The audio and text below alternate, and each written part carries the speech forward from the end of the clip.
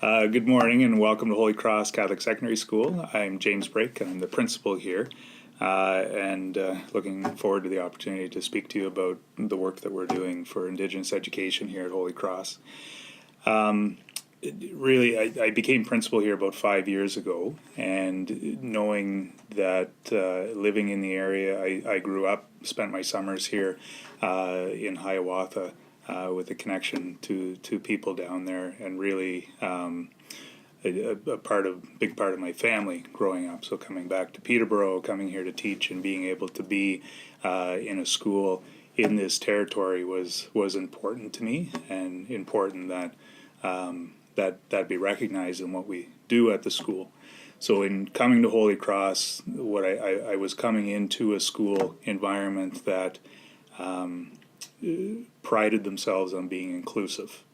So when we talk about inclusivity in terms of all people being able to come together and to work and learn, collaborate, and be in one place together for the benefit of everyone.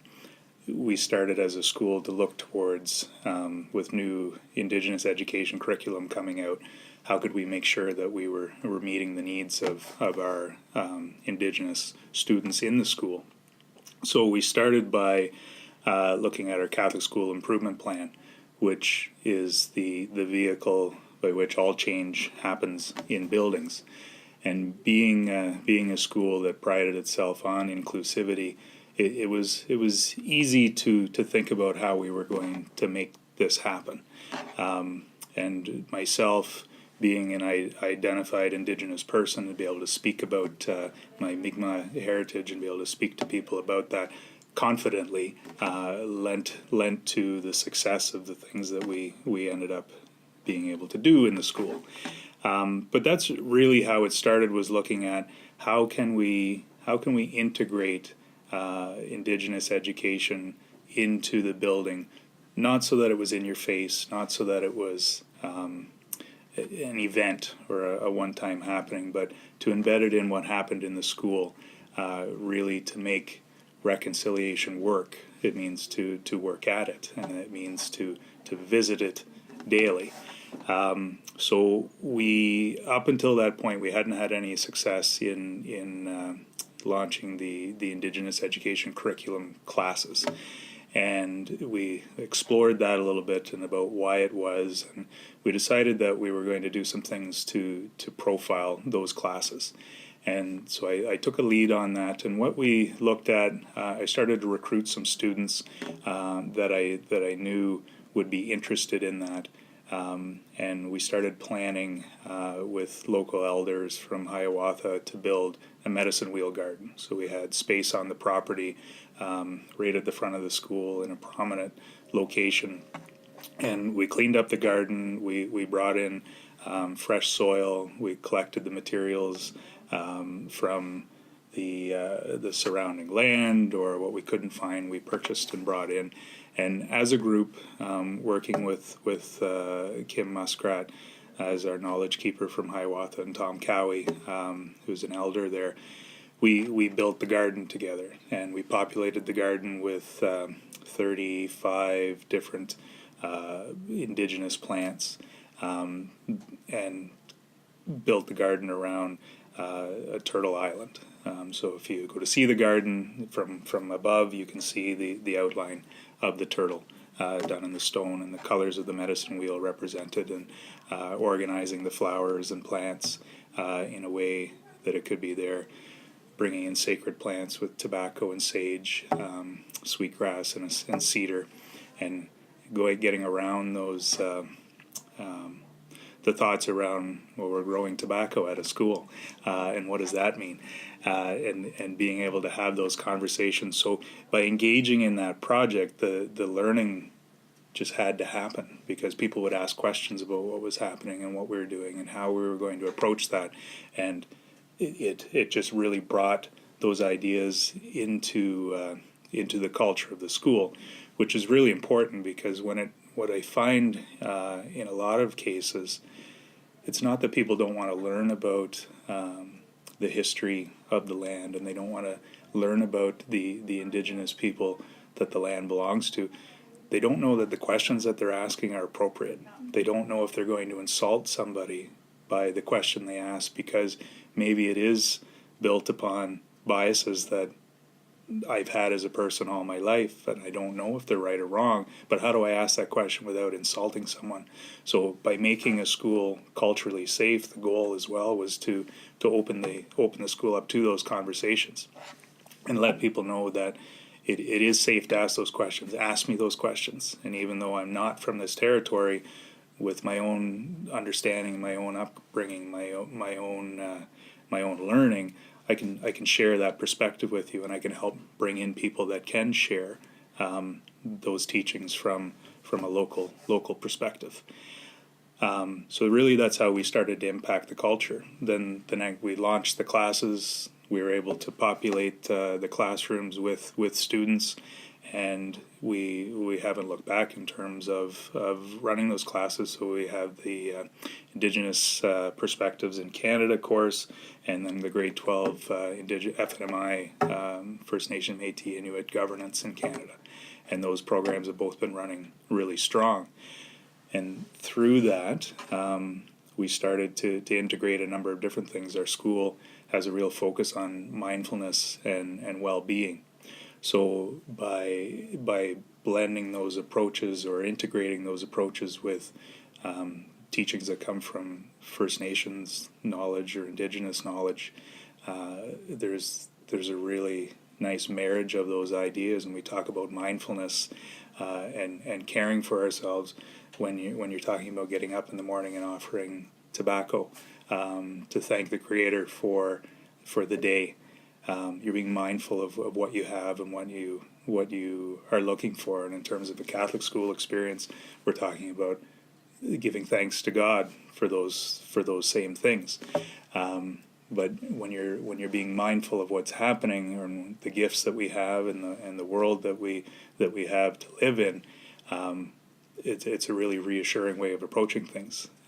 So when we brought in knowledge keepers and elders to do a drum workshop, again, the mindfulness that needs to be interwoven into your life when you are the keeper of a drum, and the care that you need to have. It's not a decoration. It's not something to sit on a table or on a desk. It's a living spirited thing that you need to care for. So you're mindful of that in your daily interactions, and again, that's bringing that culture and that thinking and that awareness into the school. So by making this part of our Catholic school improvement planning, every member of the school community in terms of staff have a part of it and have an understanding of it. So they may not be able to be experts on all pieces of it, but they'll have an understanding of some of it, and will know where to direct people to go when they have questions about what we're doing and how we're approaching things. In embedding that into the culture, we have students that bring forward proposals for bringing awareness. So we've had we did a day where we or a couple of days working up to it, where we did a faceless dolls project, and we working with some of our feeder schools, with St. Peter's, and with elders from Curved Lake and members of the Nagojwan Friendship Center. We created banners, and so there's 6 banners that are hung in the schools that participated to bring recognition to that. And then from that project, more students come forward and said, well, let's do an awareness campaign. We're going to have people wear red ribbons to recognize murdered and missing Indigenous women.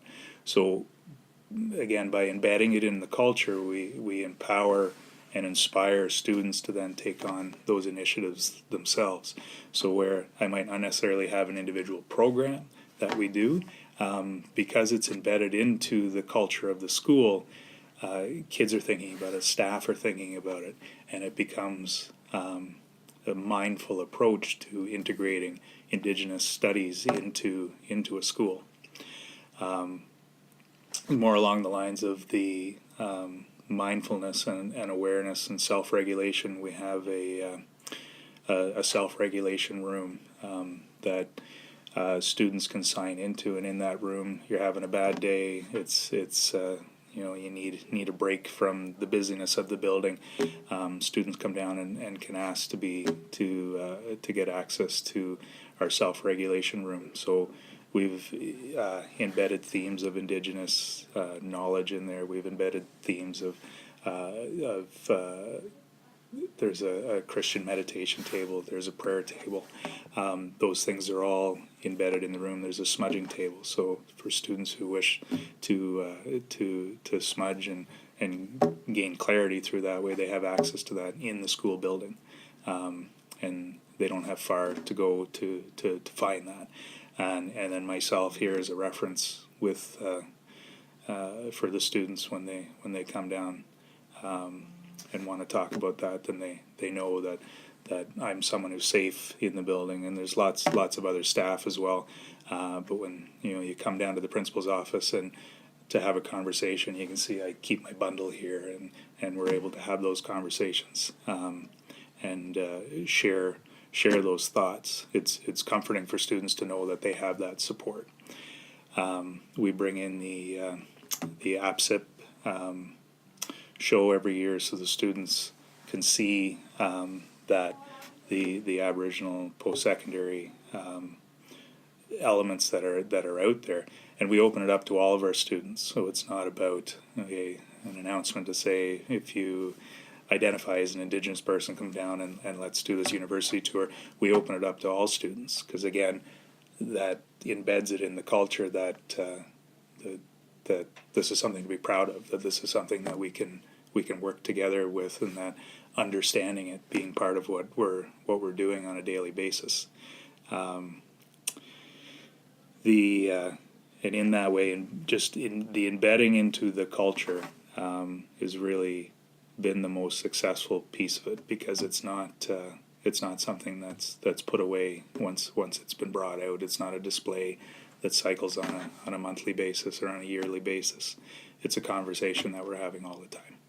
I mean, the last thing I would talk about is just measuring of success. Mm-hmm. What we've found is that we have a school where people are willing, staff and students are willing and able to engage in the dialogue around reconciliation about Indigenous issues, that they feel comfortable asking questions, knowing that it's coming from as I said before, not from biases, but from a true desire to learn and to understand. Because without that knowledge, I don't think there can be reconciliation without being able to have those conversations, because reconciliation is not easy. It's difficult conversations. So being in a position where you feel safe to ask those questions to really understand, I think that's important, and that's happening. The other piece that I know that I'm seeing, while I still do not have a large number of students that are self-identifying officially on paper, I have a significant group of students that have come to speak to me or have spoken to their teachers, and talking about the things that are happening in the school have given them a pride for their culture and their heritage and their learning and their teaching, and their stories. It's something to be proud of, as it should be. So that's as an educator, that's really exciting for me, because that's the goal. I would hope for any educators to have students be excited and comfortable and willing to share, to be to create a school environment that's open in that way, is really, really important. So we are seeing that, and we're hearing from parents as well, which is important, that students are having a positive experience that way. So that's definitely a measure of success for us. I mean, for me, Indigenous education is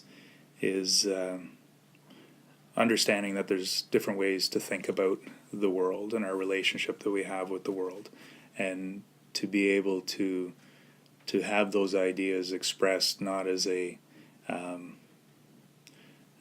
display in a museum, but a real conversation, a real opportunity to learn, from a different perspective.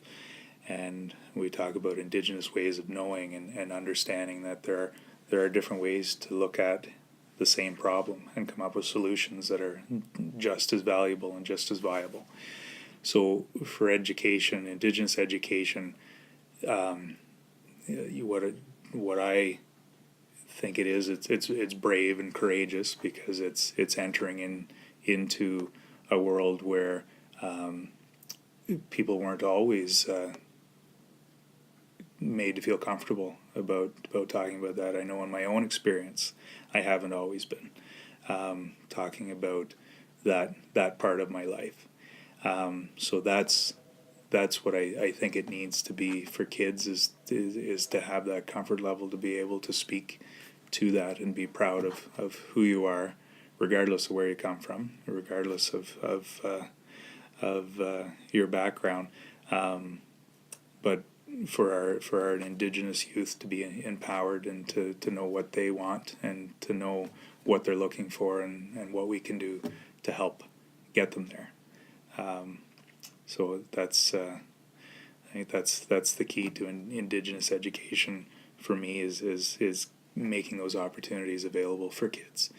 And then of course, as I've said before, I'm not the expert. We need to schools need to be able to have access to our elders, to knowledge keepers, to be able to share those things, and understanding that we're all in a position to be learning, and to find the people that have the knowledge that we can share and engage in those conversations is really important.